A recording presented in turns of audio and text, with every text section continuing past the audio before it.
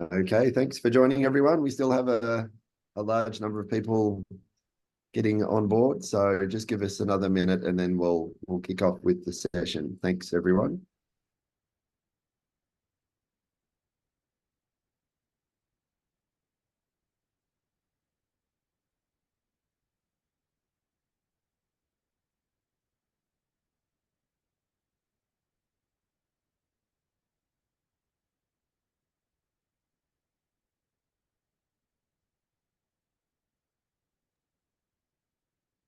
Okay, I think we might make a start there. We have a very large number of people on the call today, so it's very good to see. It's a very popular topic. Everyone wants to know about the new Genuine Student Test, how it works, and how you can give your students the best chance of getting to Australia. So my name's Adam Roberts. I'm going to be doing an introduction today, and then we have John Crowder, who's the head of admissions for Southern Cross University Ventures, Melbourne, Sydney, Perth campus. He'll be running us through the Genuine Student Test and what that means when you're submitting applications. So first of all, just a reminder that this information applies to the Southern Cross Metro campuses, which are Sydney, Melbourne, Perth. There may be slightly different requirements for other campuses, so please check before you submit an application. So first of all, just some updates from Southern Cross Ventures, and we're very pleased to have two new team members in place that just joined us yesterday. So we have new regional managers based in Sydney and Melbourne on our two campuses there. So if any of you have officers and staff based in Australia, we definitely encourage you to get in touch with our team members. So in Sydney, we have Laura Chen.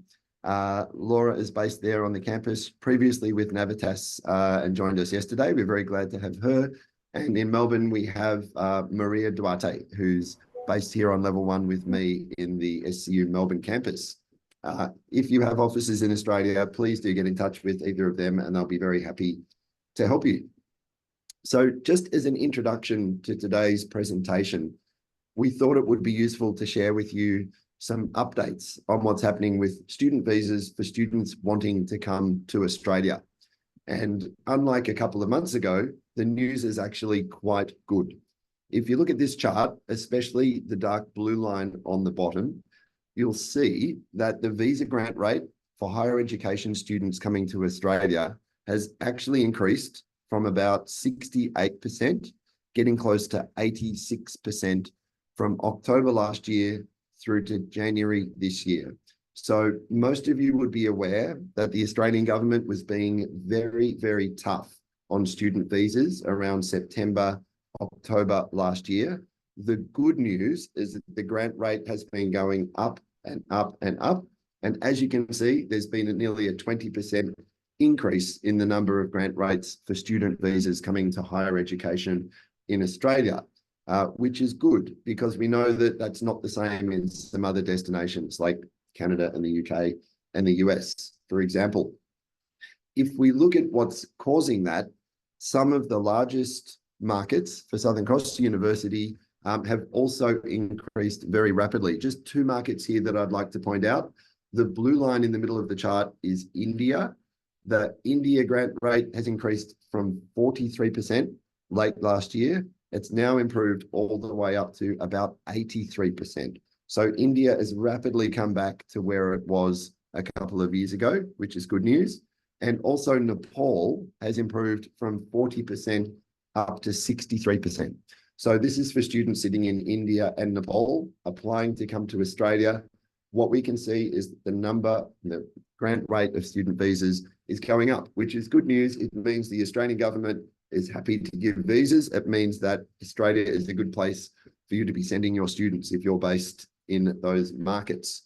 So if you're looking at sending students to Australia, Southern Cross University, Sydney, Melbourne, Perth, very good destinations for you. Across our 3 campuses, we offer bachelor's and master's programs. All of them have very affordable tuition fees and they all have multiple intakes per year. Right now, students who are onshore in Australia can still apply to start in our April intake. They have 1 month to be able to apply to start in the April intake. And also, if they're sitting offshore, they can still apply until the 3rd of May to join our July intake, our mid-year intake. So we have undergraduate IT, postgraduate IT, we have business, we also have a Master of Engineering Management and an MBA double masters available for your students. So we encourage you to apply, get your applications in soon. With our admissions team, we're still able to offer 1 business day turnaround time. So if you submit a complete application, you will get a response to that application within 1 business day. That means that you can get the offer to that student and grab them and make sure that they don't go somewhere else. We also have very good scholarships for all of our students. Every first-year student gets a scholarship. And at the moment, we have a special for onshore students. If a student applies now until the end of this month, they can get a $10,000 fee reduction from their first-year tuition fees. So Southern Cross is a good option for your students. What I'd like to do now, I'd like to hand over to John Crowder, who's going to run us through some more specific training on the genuine student test, how to apply to Southern Cross, and also some tips on visa applications for you. If you have any questions, please put them in the question box and we'll get to them at the end. But John, I'll now hand over to you. Thanks, everyone. Thank you, Adam. Just give me a moment and I will open up my PowerPoint.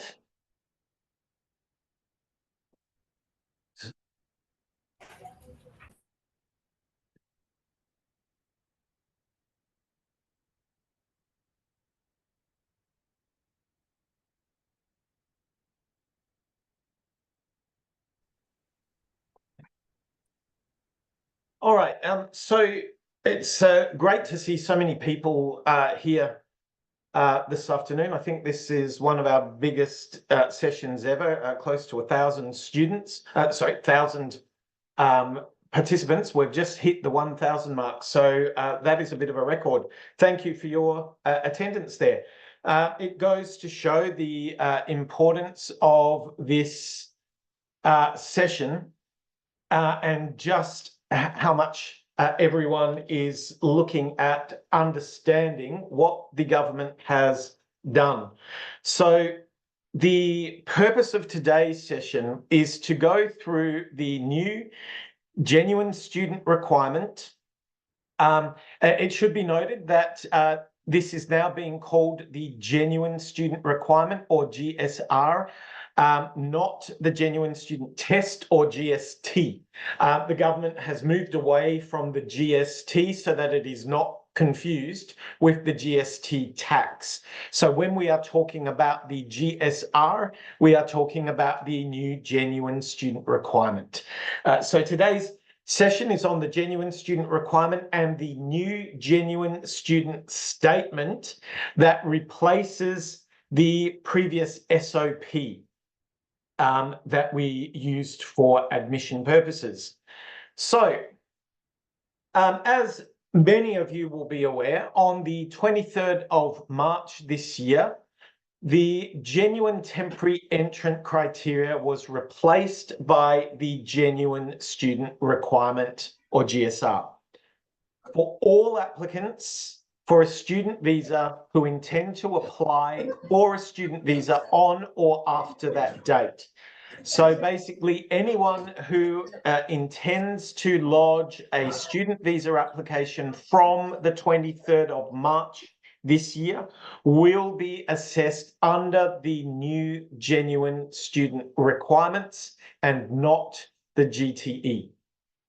Students who lodge their application before the 23rd of March will be assessed under that previous GTE regime. Again, as everyone will be aware, a new ministerial direction, which is Ministerial Direction 106, has replaced Ministerial Direction 69. So Ministerial Direction 69 no longer exists. The Genuine Student Requirement now includes the following major criteria. It looks at the applicant's current circumstances including ties to their home country. Now, we'll discuss that a little bit more later. Many people thought that this ties to their home country would disappear after the GTE was retired, but it hasn't, and there's a reason for that, and I'll explain that in a moment. The next one is the applicant's reasons for studying in Australia with this particular provider. So for us, why has the student chosen to study in Australia, and why have they particularly chosen to study at Southern Cross University? They must be able to explain their understanding of the course requirements and studying and living in Australia. Thirdly, how will the course benefit the applicant's future? Very important question, and potentially one of the most important questions, and we'll go through in more detail in a moment. 4 is any other relevant details, and 5, if the applicant has previously studied in Australia, we now need a full history of that study in Australia. And I'll be going through each of these in some detail. So to go hand in hand with that, the new genuine student requirement, the government has released new evidentiary requirements, which is on the immigration website if you want to look that up, and we'll go through these briefly now.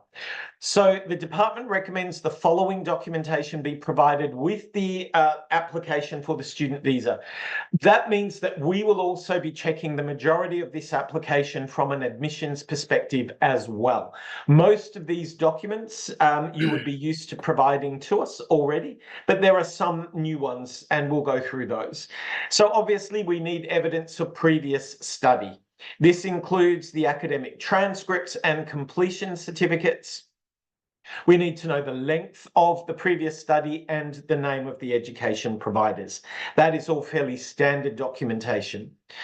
If the student has previously studied in Australia, we need evidence of that, including a complete history of study records in Australia. This means all study records, including failed results, changes of provider, changes of course.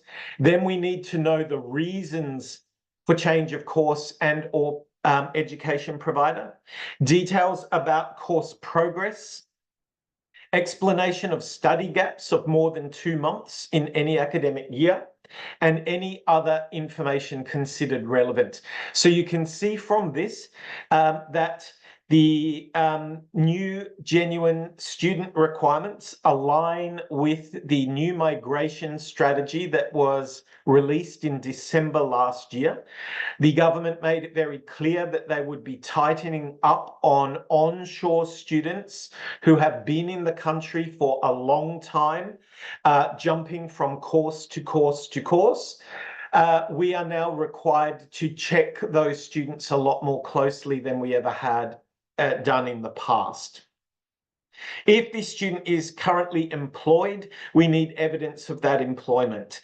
That includes details of the employer, the company and address, the period of their employment, details of positions held, the name and contact details of someone who is in a position of authority in that company to confirm the circumstances of the declared employment. So there is far more onus on us now to verify employment that is claimed by a student. We have seen cases where immigration has refused visas because there was not sufficient evidence to back up their claims of employment. Unfortunately, as well, we have also received fraudulent employment claims where students have provided fraudulent employment documents or letters. So we will now need to be verifying all employment.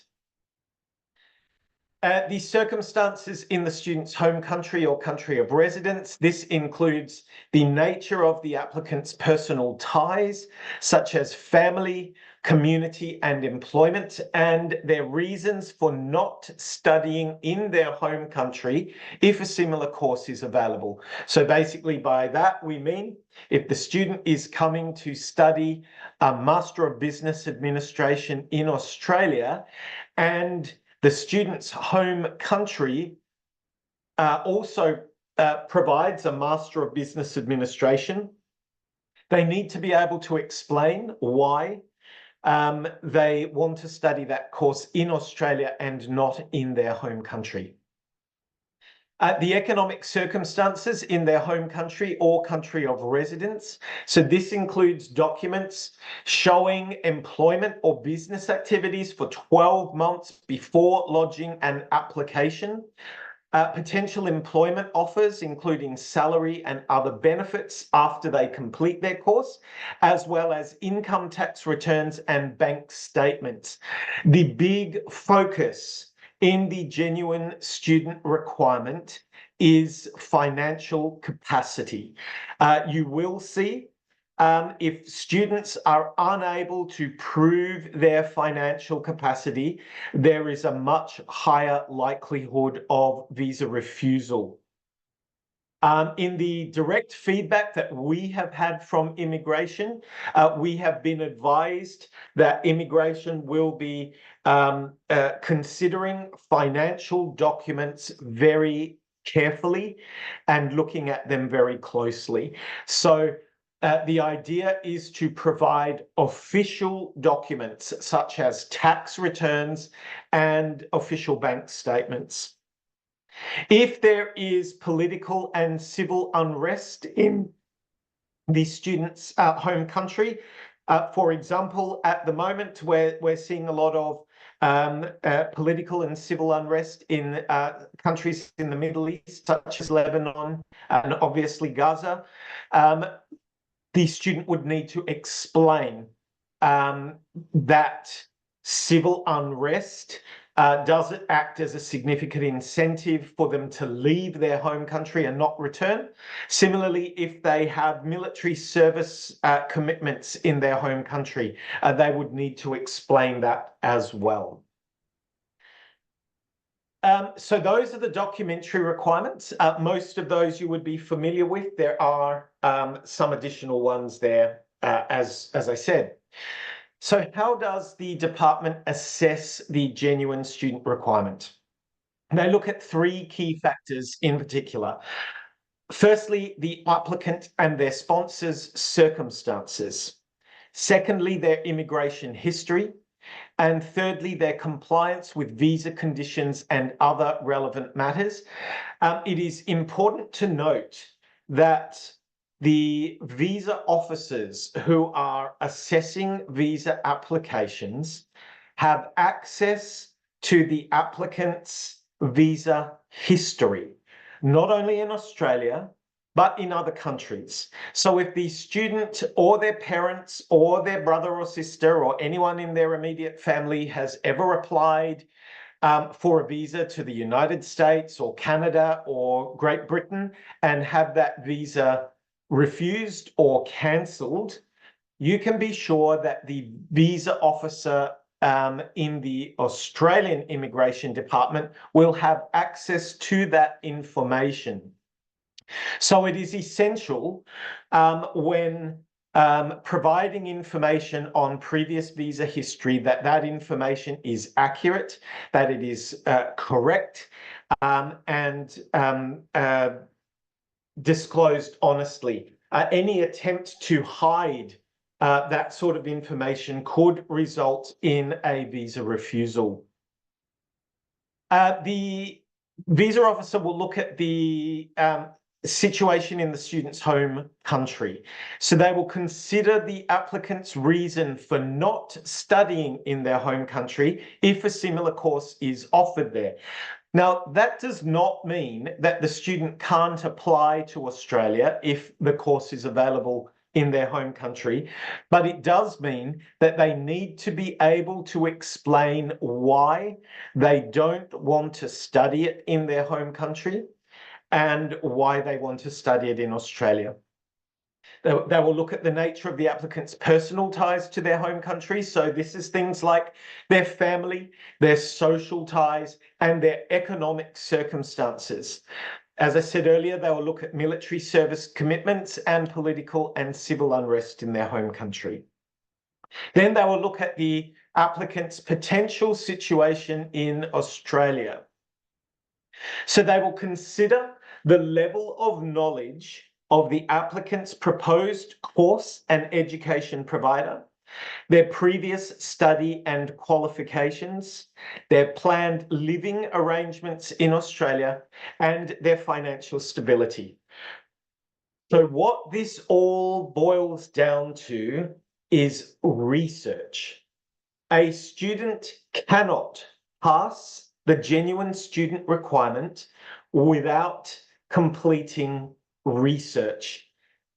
Gone are the days where you can just provide a template SOP that is the same for every student. That is no longer possible. In fact, the reason the genuine student requirement has come into play is because the previous GTE requirements, the SOP, was no longer working because immigration was aware that students were not writing these themselves, that they were not genuine stories of the student, but they were being written by other people. So now, many of you who have lodged a visa application since the 23rd of March will know there is no longer a GTE statement as a requirement of the visa application. Instead of the GTE statement, the government has replaced that with 5 targeted questions that go through all of this information we're talking about now. The student will need to be very concise. In the response, they have 1,000 characters in which to write that information. The information must be written in the visa application form. It cannot be attached as a separate document. You must follow the requirements of the application and complete it there. So it is very important that the student answers the questions directly, succinctly, and very clearly. The department will also look at the value of the course to the applicant's future. So immigration is going to look at whether the course is consistent with the student's current level of education, and if the course will help them obtain employment or improve their employment prospects in their home country or another country, whether the course is relevant to their past or proposed future employment in their home country or another country, and the applicant's expected salary and other benefits in their home country or another country obtained after they receive their qualification from Australia. So the value of the course to the student's future is very important. You'll all be aware that when the government released the new migration strategy in December last year, the Prime Minister and the Minister for Immigration and the Minister for Home Affairs all made comments about not every student will be able to be granted permanent residence in Australia. The majority of students will be required to leave Australia after they have completed their studies. Now, they will be eligible for a 485 visa if they meet the requirements for a 485 visa, but not every student will be eligible for permanent residence. So what immigration is looking at here is whether or not the course that they are studying in Australia will still be valuable to them if they return to their home country or another country outside of Australia. So they need to be able to prove the value of that course to their future, regardless of where they are, whether they can remain in Australia or whether they have to leave Australia. They will also look at the applicant's immigration history. They will consider their travel history to Australia and other countries, previous visa applications to Australia and other countries, and previous visa refusals and or cancellations to Australia or other countries. So as I said before, they have access to this information and will be checking that as part of the application process. So, as I said earlier, one of the main changes in the student visa application form has been the replacement of the GTE statement or SOP with the new genuine student statements. So those are the 5 questions listed there. The requirement to provide a GTE statement or SOP in the visa application has been replaced by those 5 targeted questions. And as a result of that, Southern Cross University has updated our own requirements to remove the need for an SOP and replace it with the genuine student statement, following the same format as the visa application, with the addition of 2 additional questions to cover some of that other information that I've just gone through in the preceding pages. So on our GSS template, the first 5 questions are the exact same questions that you will need to answer in the student visa application. And then there will questions 6 and 7 are 2 additional questions. There's a strict character limit of 1,000 characters per question. This includes punctuation and spaces. The responses must be made in the spaces provided, as I said earlier, in the visa application and not separately. The responses that you give to us must be exactly the same as you provide to immigration in the visa application. So what you write in your genuine student statement to us is what we expect you to write in the visa application form. As many of you will be aware, Southern Cross University requires all of our agents to share the visa application with us in IMI account. So we will be checking to make sure that the genuine student statement is the same for us as what you have written to immigration. If we find it is different, we will be coming back requesting an explanation and requiring you to change that response to be the same as what you had given us. So now we're going to look at those 7 questions. So as I said earlier, the first 5 questions relate exactly to the visa application. Plus 2 additional questions. So this is what is on our genuine student statement. Question 1, give details of your current circumstances, including ties to family, community, employment, and economic circumstances. Now, again, you can see that has a maximum of 1,000 characters. That is probably around about 300 words or so. You do not have space to waste. So be very specific with what you are writing.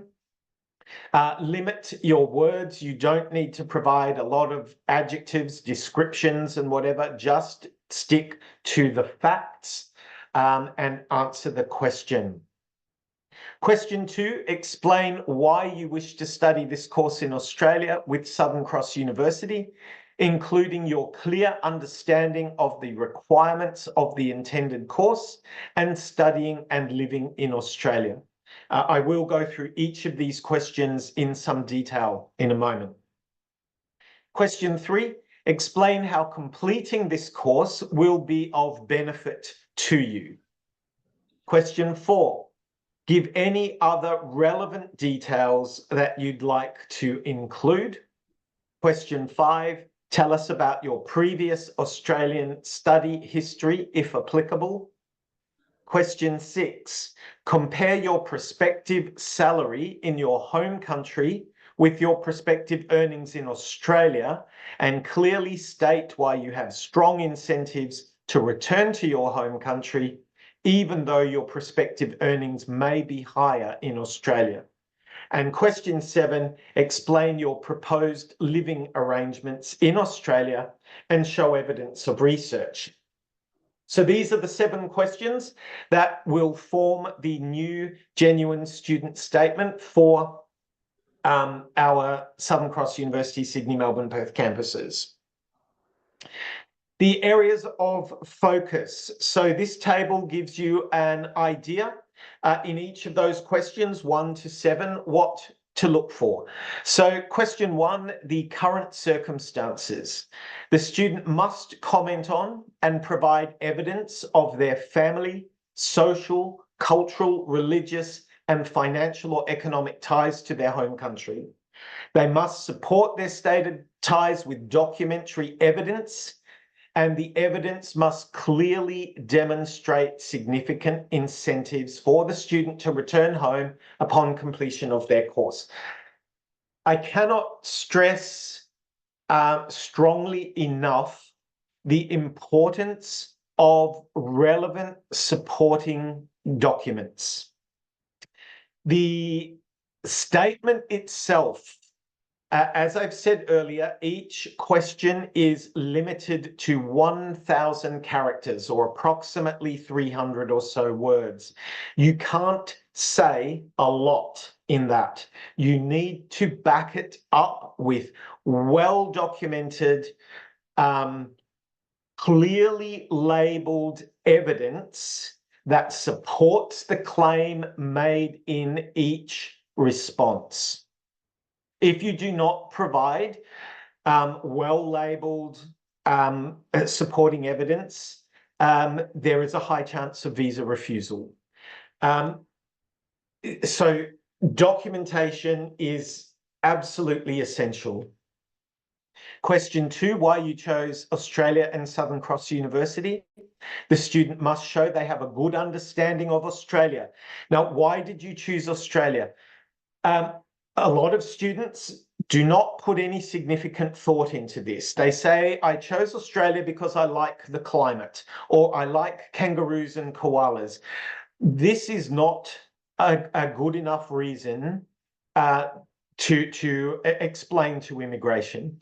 They need to show that they have researched Australia and have specifically chosen to study in Australia for whatever reasons they give.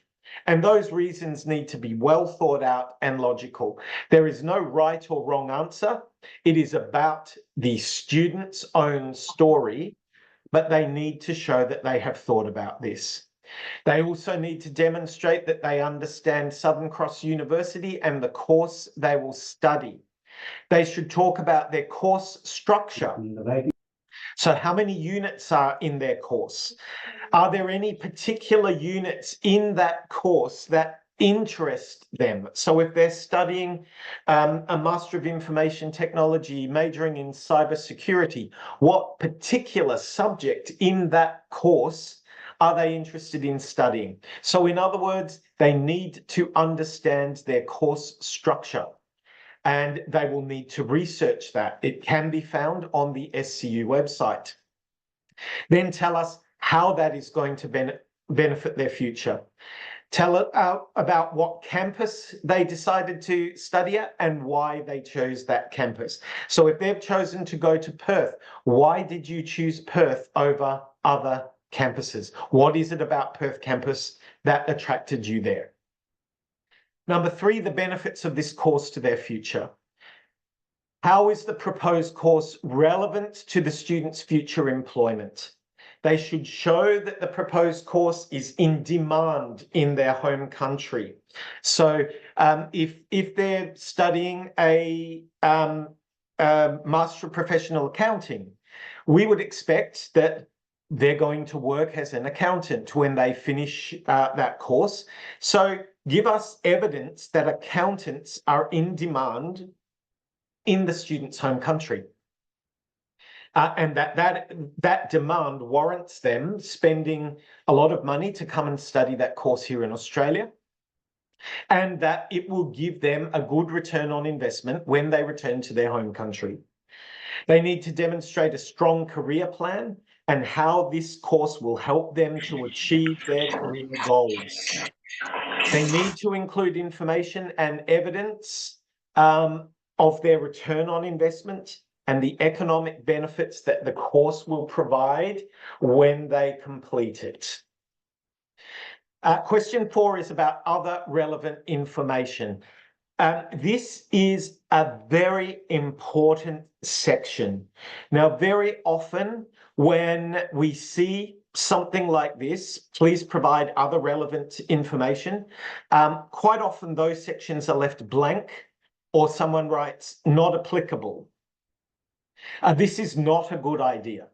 This is your opportunity to provide further information about the applicant and how they meet the genuine student requirement. And I'll go over and give you some examples of this in a moment. The Australian study history, this is obviously only applicable to students who have studied in Australia before. If they have not studied in Australia, they can write not applicable in that text box there. If they have studied in Australia, they must provide details of all study previously undertaken in Australia, including whether or not they completed their course on time, whether they completed all of the assessment for that course, whether they changed courses or providers, and they will need to explain why. So you can see from this that immigration is tightening up on students who keep changing providers and changing courses without really progressing. And we see this as a positive for the industry as a whole. Number 6, compare your prospective salary in your home country with Australia.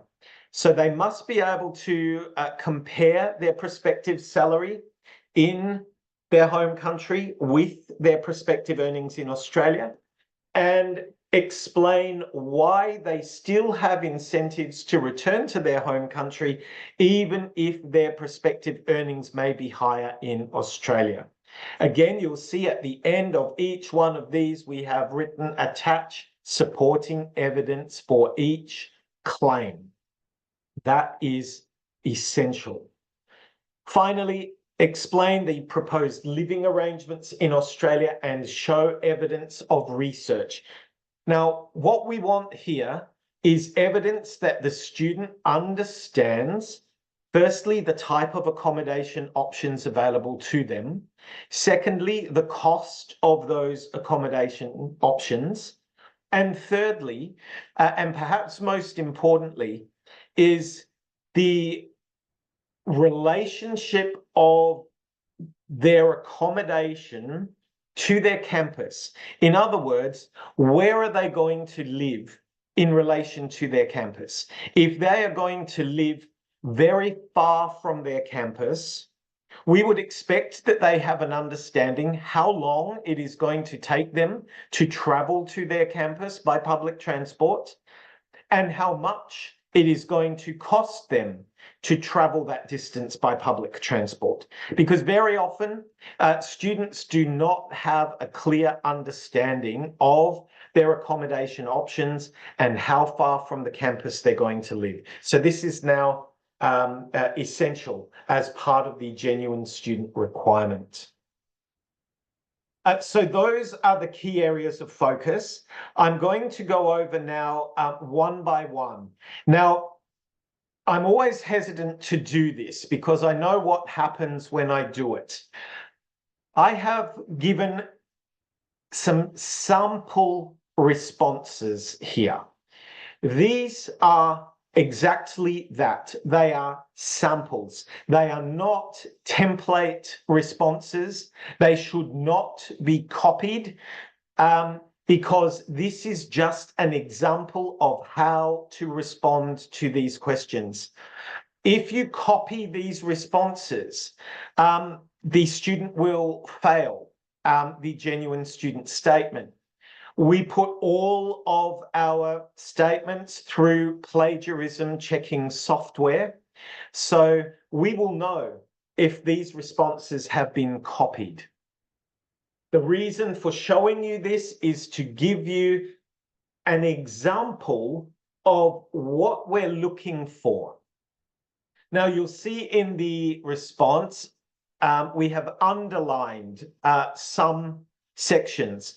The underlined parts are what we would be expecting you to provide evidence of. So in this first response, there is 1, 2, 3, 4, 5, 6, 7, 8 underlined parts.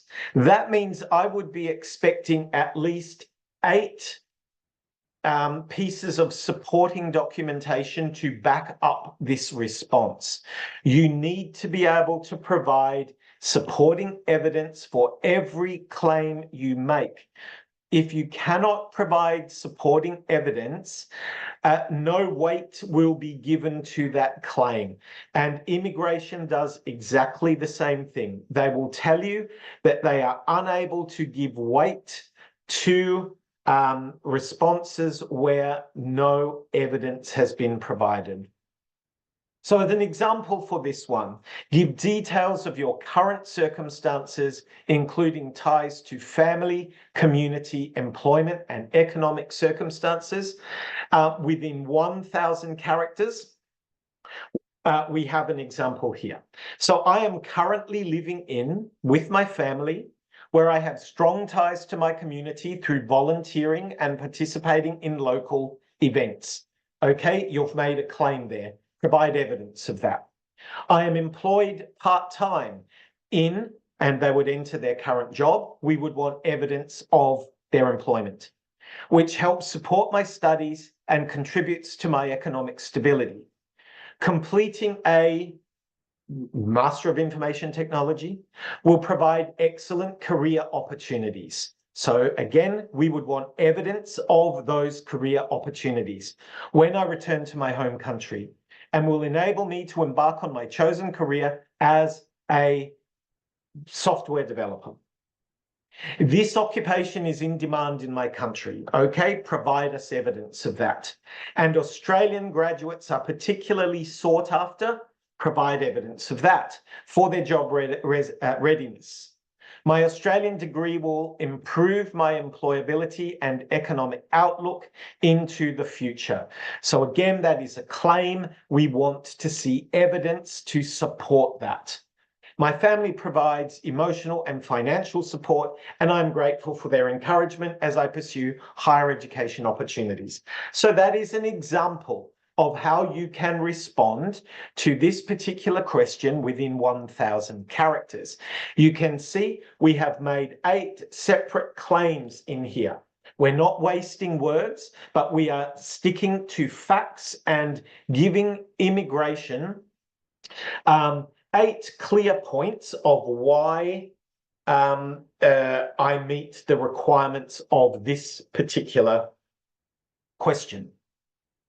Question 2, explain why you wish to study this course in Australia with Southern Cross University, including your clear understanding of the requirements of the intended course and studying and living in Australia. If I could ask people stop writing on the screen, that would be very useful. Thank you. So again here, I'm interested in studying Master of Professional Accounting at Southern Cross University in Australia because of the university's reputation for excellence in this field. Now, I have written this because we often see this written in statements of purpose. However, the importance here is to back that up with evidence, not just to make that claim. and its modern approach to education. SCU has an innovative approach to teaching that helps students balance work and life commitments. The Southern Cross model consists of 6 terms, and a student must study 4 terms, each with a maximum of 2 units rather than 2 semesters of 4 units. This reduces pressure and allows students to focus on 1 or 2 units each term while completing within the duration of the COE. I've thoroughly researched the course requirements and believe that Southern Cross University's curriculum aligns perfectly with my academic and career goals. So here you would need to provide evidence of how SCU's curriculum aligns with those goals. My course consists of 16 units, and I'm interested in studying a particular subject. Studying and living in Australia will provide me with a multicultural experience, exposure to diverse perspectives, and an English-speaking environment.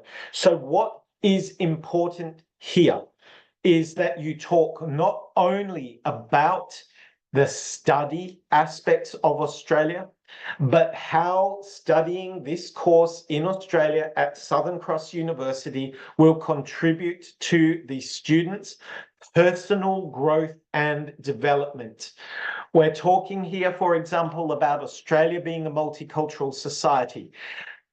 Being a multicultural society, students have the advantage of being able to learn from many different people from different cultures, different backgrounds, and it's in an English-speaking environment. All of these things contribute to the students' personal growth and development. And you should back that up with evidence. Question 3. Explain how completing this course will be of benefit to you. Now, again, as I said, this is potentially one of the most important questions in there. It must be explained in some detail and backed up with excellent evidence. This course is beneficial to me in several ways. My intention is to work as a software developer, and this course has the graduate outcomes I require to achieve this goal. So you need to research the graduate outcomes for this course and provide evidence of that. It will equip me with advanced knowledge and skills. So again, provide evidence of those advanced knowledge and skills in the field of software development that are highly relevant to my desired career path, thus enhancing my employability and career prospects. So again, we need to see that you are relating the proposed course back to the student's employability and career. As I've mentioned above, software developers are in high demand in my country, and a degree of this nature is required to work in this field. Secondly, the international exposure and networking opportunities offered by studying at SCU will broaden my horizons. So again, it is important to not only talk about the study, but how does life in Australia and getting an Australian degree benefit the student's future, not just in relation to their job, but to their development. So by studying in Australia, they get international exposure, they are able to build their networks here, which will help them as they move into their career in future. Help them build a global professional network, which is vital to their future. Studying a globally recognized degree in an English-speaking environment is a win-win situation for me. Finally, the practical experiences and hands-on learning opportunities integrated into the course will prepare me to excel in real-world scenarios and make a positive impact in my chosen field. So again, a number of claims made here. Each claim is underlined, and each underlined claim needs supporting evidence to back it up. Again, if there is no supporting evidence, we are unable to give any weight to that claim. We will just ignore the claim when we're making an assessment. And as I said, immigration will have to do a similar thing if there is no evidence to back it up. So really the focus is on well-written responses which give a number of clear reasons explaining why the student meets that criteria, backed up with supporting evidence. Question 4. Now, this is the one that I said many people often leave out. This is your golden opportunity to add additional information that is not asked for in the other questions. Give any other relevant details that you'd like to include. Now, again, I've only given an example here. This is not the answer. It is just an example. And students would need to think of their own examples. So I've written here, I'm passionate about. Now, what I've put here is any relevant hobbies, interests, or achievements that are related to their study or their proposed career. And believe that these experiences have shaped my desire to pursue higher education. I'm dedicated to academic success and eager to contribute positively to the Southern Cross University community. Statements like this are important because it shows that the student is genuinely committed to their journey in Australia, not just to their study, but to their university, to their community. But you need to be able to back that up. I'm a motivated learner with a desire to discover new ways of thinking, engage with people of different cultural and social backgrounds, and learn from Australia's renowned multicultural society. I do not have this opportunity in my country, as we are a relatively homogenous society with few opportunities to venture outside the norms we have been born into. I strongly believe that learning to think outside the box and to be able to express my own opinions and ideas eloquently and confidently will make me an asset to a future employer, particularly when compared to graduates of local universities. Now, again, what we're trying to do is draw everything back to the students' future opportunities. So everything we're talking about, we are trying to show as a benefit to the students' future.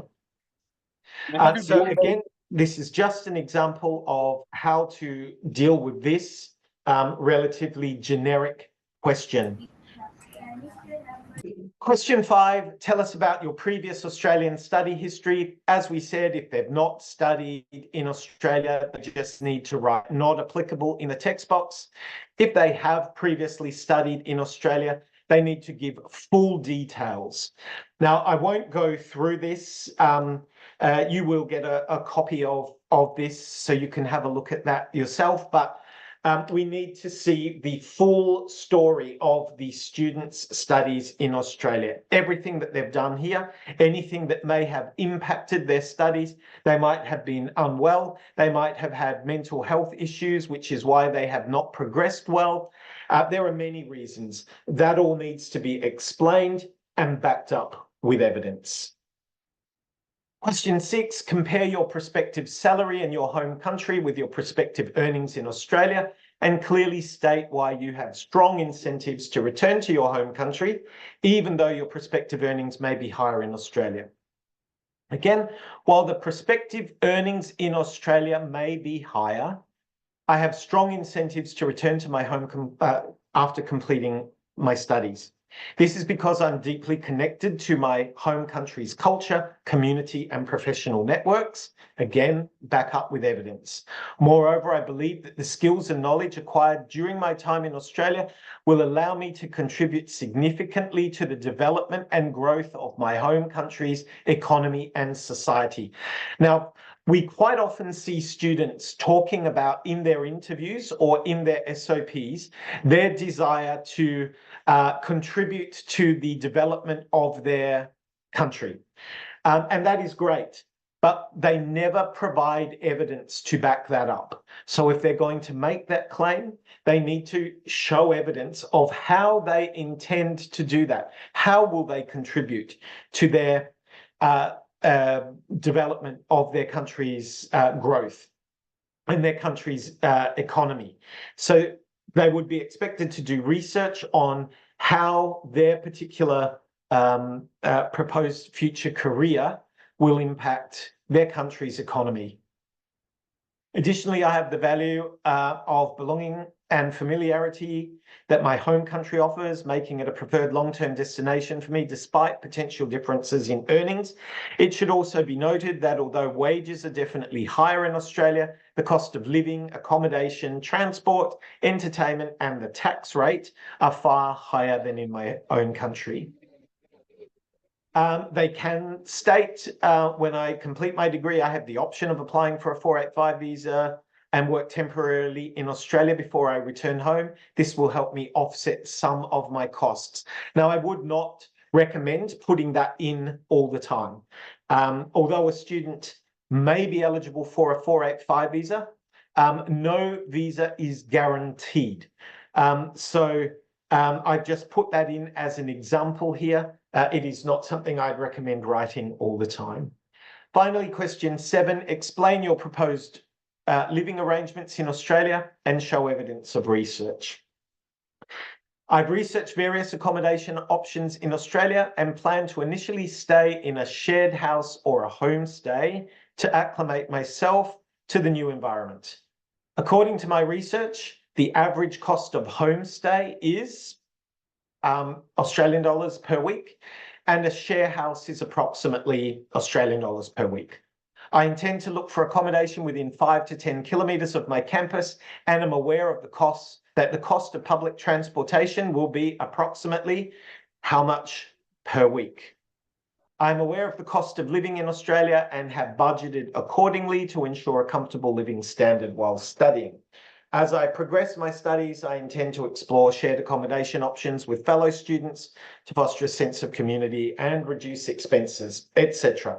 So again, in that question, this is all we're looking for. We do not expect specific addresses or anything like that. We just want to see that the student has researched their accommodation options, they understand the costs of their accommodation, the distance of the accommodation from campus, the cost of public transport, etc.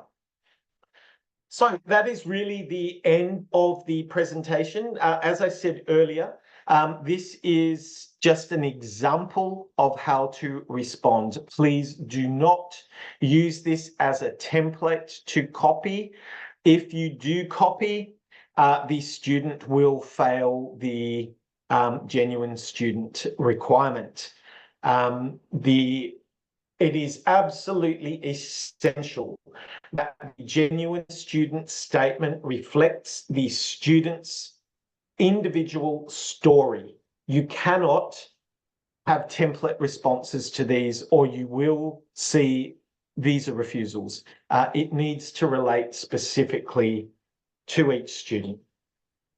So hopefully that gives you an indication, a bit of a better understanding of the new genuine student requirements and the genuine student statement. I will put the link to our genuine student statement in the chat box, so you know where to find that. Just one moment. So Adam, I will pass back to you now. All right. Thank you very much, John Carter. A whole lot of information there, very useful for everyone that's sending students to Australia and to Southern Cross. We have gathered some questions. Just while I'm getting them ready, I am going to launch a quiz. We're very interested in everyone's feedback on any new courses that you'd like us to run at Southern Cross in Sydney, Melbourne, and Perth. So I have a poll ready here that I've put up there. If you've got any suggestions for us on new courses you'd like to see on our campuses, please do let us know. So going through the questions, first of all, we are going to be sharing the PowerPoint with everyone that registered or attended the webinar today. So there's no need to put your email address in the chat. Thank you to everyone that did. We'll be sending that out probably by the end of tomorrow. And if you do have any questions, please put them in the chat as well. We have quite a number in there. John, the first question that came up was from Casino, asking about the 485 visa And has the new age limit of 35 years already come into play for the 485? I honestly can't answer that one at the moment. I wasn't prepared for talking about the 485 visa today. We're only looking at the student visa, but I can definitely look that up for you. I believe it has come into effect, but I will check and get back to you. Okay, good one. Another one there, interesting question from Daniel, who listened to the presentation and made the observation that the genuine student requirement is quite similar to the GTE. And Daniel asked, are there any kind of main differences between the two that you could point out for him to understand?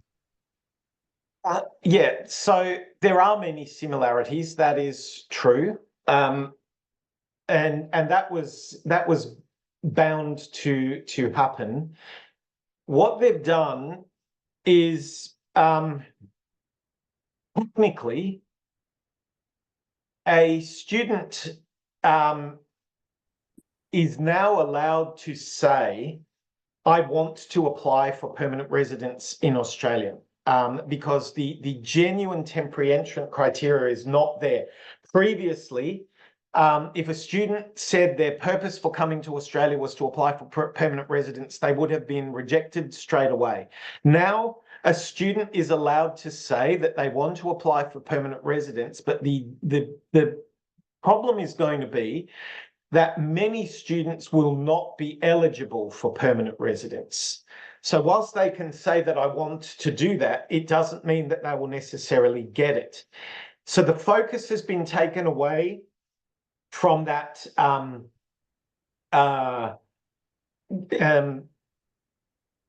sort of requirement to have to leave the country after they complete, to now proving that they are coming to Australia to genuinely study a course that will benefit their future. They're not coming here to work. They're not coming here using a university to get a COE to get into the country. And as soon as they get here, they try to move off to a cheaper private provider. These are the sorts of things that immigration is now really focusing on. And those students who attempt to do that will be caught and will either have their visas cancelled, or if immigration isn't satisfied they're genuine to start with, they won't get a visa granted. So that is really the distinction between the two. Okay, sure. Thanks, John. There's a couple of, excuse me, couple of questions about post-study work rights and how they've changed. Now, just to take everyone back, before the middle of last year, there are post-study work rights available for higher education graduates. And John Crowder, you could correct me if I'm wrong, but generally for undergrad, I believe it was 2 years, postgrad, 3 years. In July last year, the government announced extended post-study work rights, which have now been removed again. So we've gone back to the normal post-study work rights. Is that correct, John? It's correct. Yeah. So they're available for a higher education graduate that meets the requirements coming out of a bachelor or a master. And generally speaking, they're similar to the competitor countries like Canada and the UK, kind of in the same level. But they did remove the additional post-study work rights that were announced in the middle of last year. We have a question here, John, about a student with a previous visa refusal.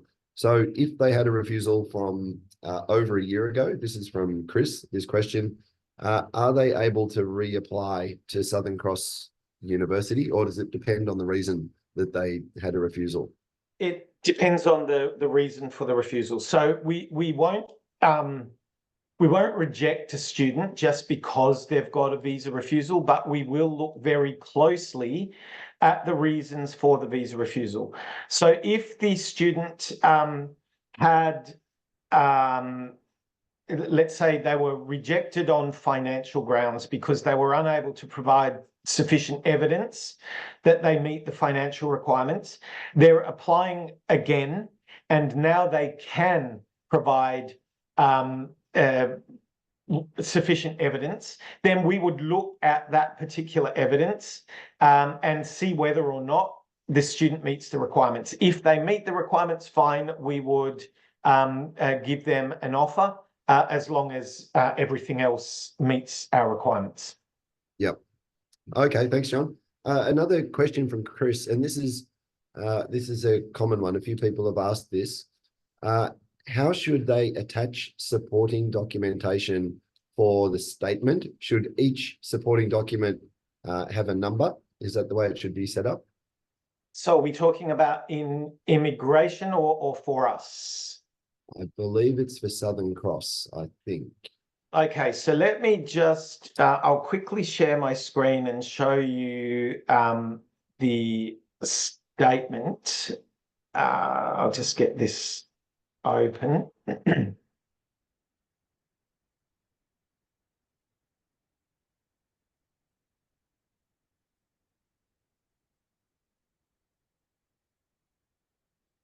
So this is the new genuine student statement. You can see here that the first section are general responses. So basically all they need to do here is tick yes or no. In some questions, if they tick yes, they need to provide further explanation. So those are fairly simple. The questions themselves come down here. So there's an explanatory table up the top explaining what we're looking for, as I've just been through, and then the questions are here. So they would respond in here. And what we recommend, again, down in this section here, so each of these relates to the 7 questions. So let's say, for example, question 1, they're providing evidence of their current circumstances. So here we would want it labeled something like 1, offer of employment after graduation. 2, family relationships. 3, membership of football club, etc. So whatever whatever claim you're making in here, you back up with evidence. You list that evidence in this table down the bottom, and then you attach that evidence with your statement of purpose. So you would print out the genuine student statement and attach all of that supporting documentation labeled like this. So it would be 1, 1, 1, 2, 1, 3. 2, 1, 2, 2, 2, 3, etc. on the document, so we can see which document relates to which question. That would be the preferred method of doing that. Okay, thanks, John. Another question there, and maybe this is the second last one, asked if that's the same in the IMI portal, or is there a different way to attach documents? No, so in the immigration portal, obviously, you will write your responses. There are text boxes there where you write your responses. The documents are uploaded in the document section at the end. When you have gone through the whole process of filling in the application form, you then upload your documents. However, what is really, really important with immigration is that your documents are very clearly labeled. So immigration can see clearly and quickly which document relates to which particular statement you have made. So if your evidence is, let's say it's financial evidence, you would clearly label your document financial document 1, bank statement, financial document 2, letter from bank. Very, very clearly, so immigration can just, at a glance, see very clearly, these are the documents I want to look at and find them quickly. Okay, good one. Thank you, John. And we better make this the last question. And while we do that, I'll see if I can share results of that poll of which courses we should offer. I just had a quick look through. A lot of people would like nursing, a lot more engineering programs, cybersecurity, which is good news because we will be offering that next year. But thank you for that feedback, everyone. And then I think just the final question there. There's a question about in the IMI portal. There's a section for a written letter statement for a genuine student or a genuine student dependent requirement. What should be attached in that section of the IMI portal? Should they attach the genuine student statement in there, John? It's different depending on what you're looking at. So if you're looking at a dependent statement, that is completely different to a student visa application. So when you're applying for a subclass 500 visa, you're either applying for the student themselves, you're applying for a guardian, or you're applying for a subsequent entrant, which is the spouse or dependent children. So the answer to that depends on what you're specifically asking for. To make things easier, we're currently working on an agent training program, an online training program. I've delayed it a little bit longer than I'd wanted to because we're waiting for these legislative changes to be released. But within the next I would say week or so, we will be able to release a training module on how to lodge a successful student visa application, and all of this information will be provided in there. All right, good one. Okay, thank you very much, John Crowder, for the presentation today. Really useful information. Applications for Southern Cross are open for the next month. Offshore students can apply for July. Onshore students can apply for April. But thank you very much for attending, everyone. We will share the PowerPoint and the recording with you all. Thanks for your time today, and stay safe. We'll speak to you all soon. Thank you.